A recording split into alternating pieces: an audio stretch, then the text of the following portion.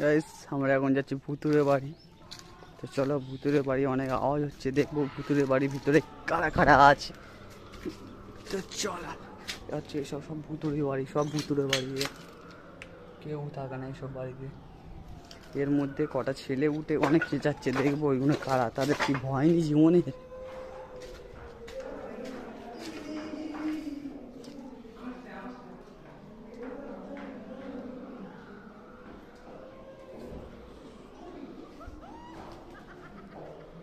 Guys কে এসেছে ওখানে, ওদেরকে খুব ভয় দেখাবো, খুব ভয় দেখাবো।